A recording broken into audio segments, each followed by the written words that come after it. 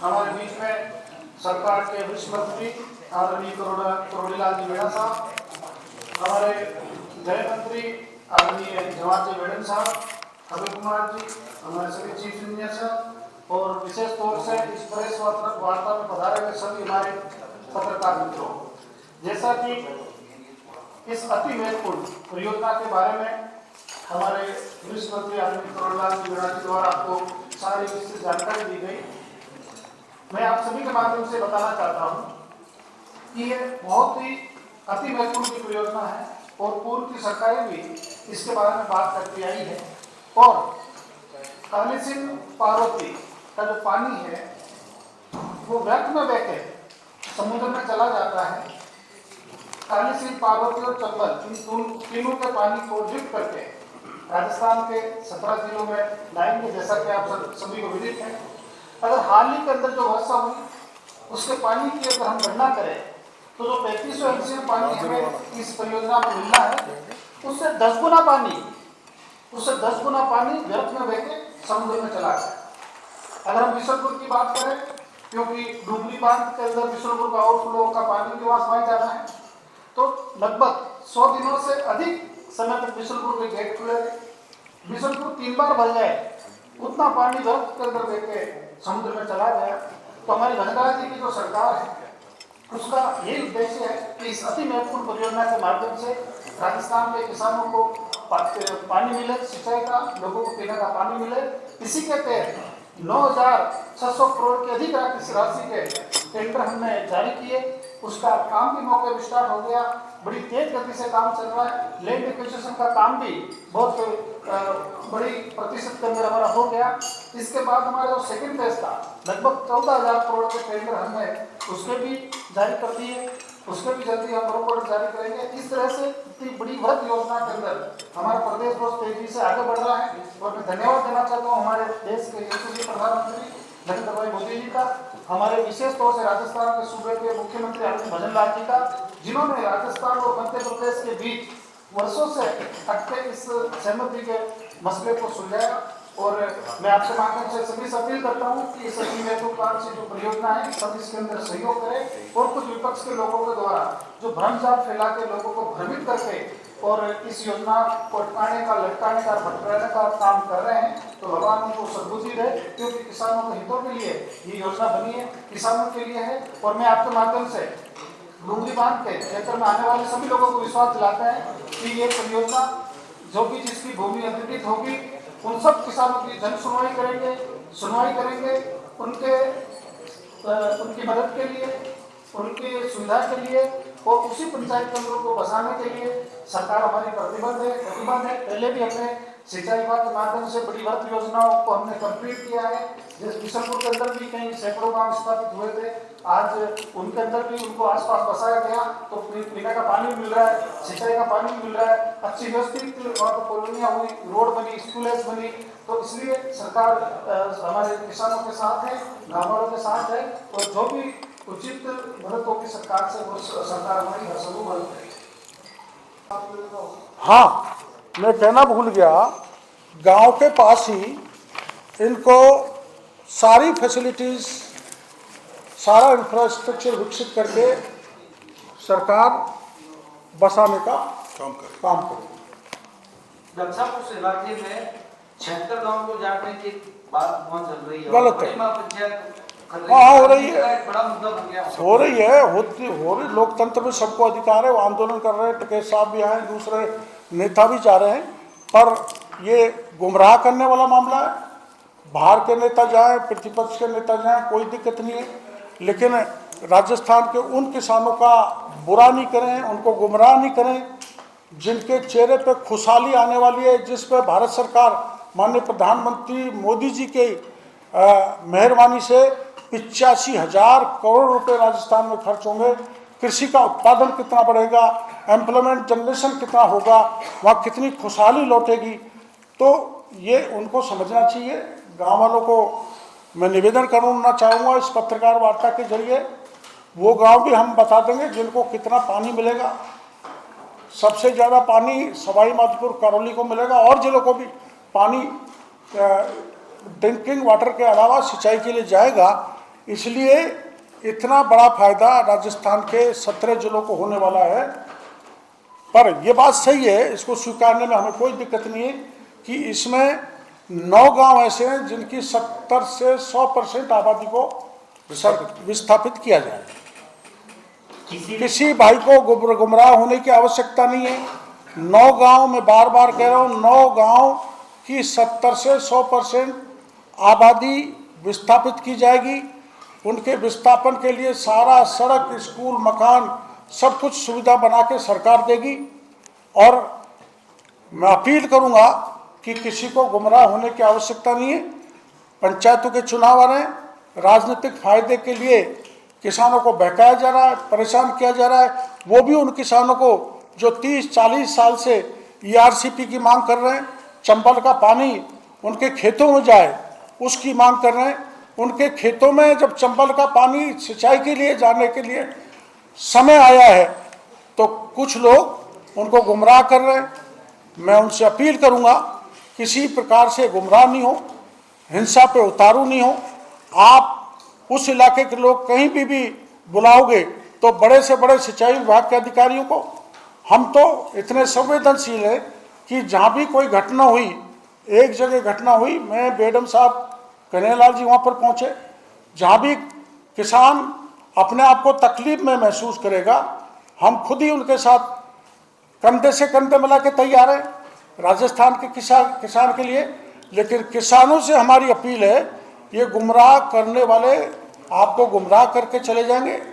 आप किसी भी प्रकार से किसी भी स्थिति में कानून को हाथ में नहीं लें। कोई आपको कोई बात कहनी है तो आ जाए। मैं बीच में माननीय सिंचाई मंत्री जी से भी किसानों को मिला चुका हूँ। माननीय सिंचाई मंत्री जी ने किसानों को संतुष्ट किया है। फिर भी कोई प्रतिनिधिमंडल आना चाहे तो सरकार उनसे बात करने के लिए तैयार है। जो आंकड़ा है वो सच्चाई का है। सरकार कतई गुमराह नहीं कर रही। 9 गाँव के अलावा 7 गाँव और हैं जिनकी थोड़ी थोड़ी, कहीं 10%, कहीं 30%, कहीं 35% आबादी पर असर आएगा। बाकी ये जो 78 और 86-88 गाँव कर रहे हैं, ये किसानों की आंखों में धूल झोंकने का काम कर रहे हैं। ऐसे नेताओं से सावधान रहने की जरूरत है। सभी पत्रकार साथियों, हमारे सामान्य काबीना मंत्री आदरणीय करुणलाल मीणा जी, काबीना मंत्री जो सिंचाई विभाग संभाल रहे हैं आदरणीय सुरेश रावत साहब, ACS अमित कुमार जी, आज एक ऐसे विषय पर हम सब प्रेस वार्ता कर रहे हैं जहां एक राजनीतिक दल के लोग और कुछ इतर विचारधारा रखने वाले लोग जनता को गुमराह करके उनका भारी नुकसान करने पर उतारू हैं, तुले हुए हैं।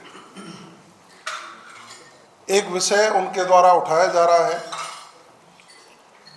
कि डूंगरी बांध बनने के बाद 76 गांव उजड़ जाएंगे, ऐसा वो कह रहे हैं। मैं इस प्रेस के माध्यम से उन तक ये बात पहुंचाना चाहता हूं कि वो सफेद झूठ बोलकर जनता को गुमराह करने का प्रयास कर रहे हैं। जो प्लान है राजस्थान सरकार का, जो महती परियोजना है, और उस परियोजना को लागू करने के लिए उन्हीं किसानों ने नांगल में बहुत बड़ी महापंचायत करके पैदल मार्च तक किया था। आदरणीय करुणलाल जी उसमें शामिल थे कि ERCP लागू होनी चाहिए। उस डोंगरी बांध बनने पर 9 गांव संपूर्ण और 7 गांव पार्शियली, टोटल 16 गांव प्रभावित होंगे। मैं स्पष्ट कह रहा हूं, उसको लिखें। 76-80 गांव नहीं, मात्र 16 गांव प्रभावित होंगे जिनकी बसावट को विस्थापित करने का प्लान तैयार किया गया है। एक, उन 16 गांवों के लोग जो विस्थापित होंगे उनके लिए उचित जो मुआवजे का जो प्रावधान है वो पूरा मुआवजा राजस्थान की सरकार देगी। इतना ही नहीं, उनकी खातेदारों की जमीन जो परमानेंट जल भराव में रहेगी, उस जमीन के पुनर्भरण का विचार भी राजस्थान सरकार ने रखा है। लेकिन वो राजनीतिक लोग, जो लोग किसानों का भला नहीं चाहते हैं, एक तरफ हम कहते हैं सिंचाई के लिए पानी चाहिए, पीने के लिए पानी चाहिए, और हमारे युवाओं को रोजगार मिले, उद्योग स्थापित हों, उनके लिए भी पानी चाहिए, और दूसरी तरफ उस पानी को रोकने का जो काम करते हैं, ये सफेद झूठ बोलकर पूर्वी राजस्थान का बहुत बड़ा नुकसान करना चाहते हैं। मैं कड़े शब्दों में उनकी भर्त्सना भी करता हूं। प्रदेश के मुख्यमंत्री आदरणीय भजनलाल शर्मा जी ने देश के प्रधानमंत्री जी से जब आग्रह किया कि ईआरसीपी का खेल खेलकर पिछली सरकार कांग्रेस के लोगों ने किसानों के साथ धोखा किया है, हमें पूर्वी राजस्थान को सिंचाई के लिए पानी और पीने के लिए पानी चाहिए, तो इसकी मंजूरी दी जाए।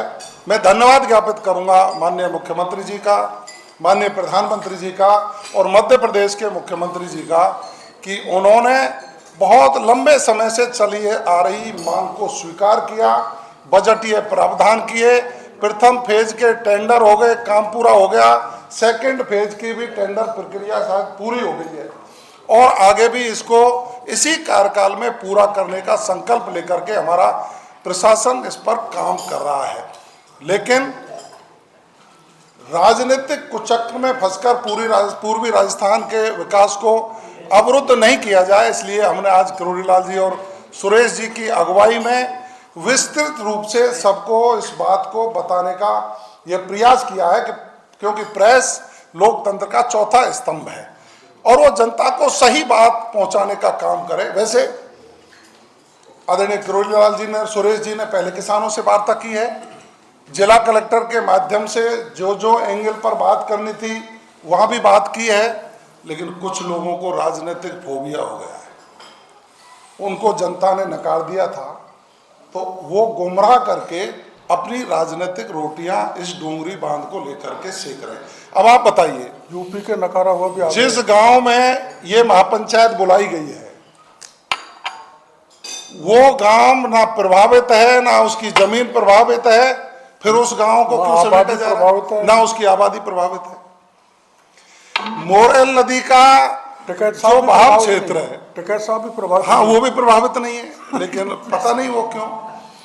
आप ये देखिए, इसमें ये 16 गांवों में अधिकतर वो गांव हैं जो बरसात के मौसम में मोरेल नदी में और दूसरी हमारी जो बनास है उसमें जो बाढ़ आती थी उससे प्रभावित होते थे, और प्रति वर्ष वो सरकार से मांग करते थे कि साहब पानी आ रहा है इसको रोको, पानी आ रहा है इसको रोको।